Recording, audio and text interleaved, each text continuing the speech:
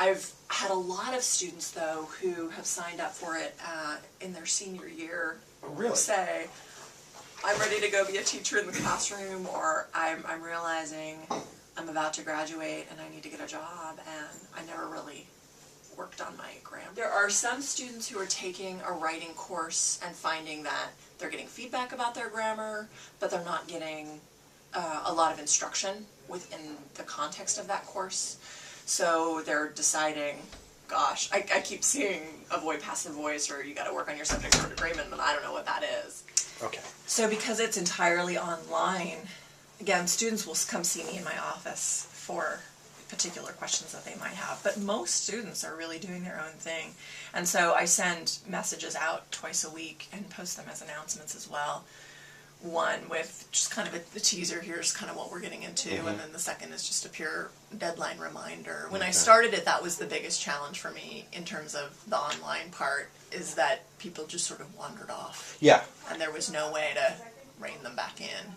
I teach a study skills class as well that has an online component using Blackboard, and there too, just getting people to follow through with it was one of the initial challenges. But I think it's getting more and more common that people are kind of used to some kind of online component, and I think overall, culturally, it's getting a little smaller. What students will find is that they can, read the chapter, they can peruse various resources, some handouts that I've put together for this purpose that are mainly in Word or PDF format, and then some other kinds of websites like, being able to practice,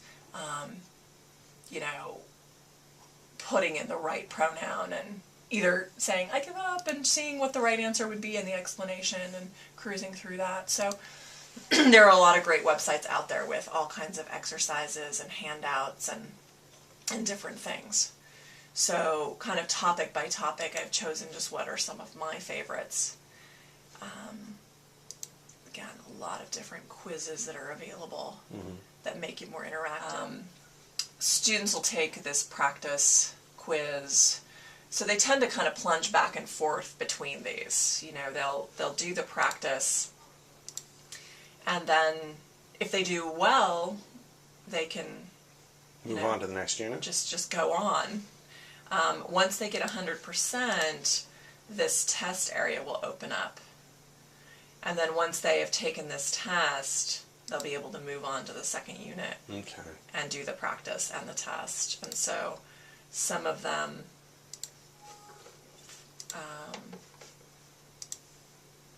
so it's all just this multiple choice format that students go through.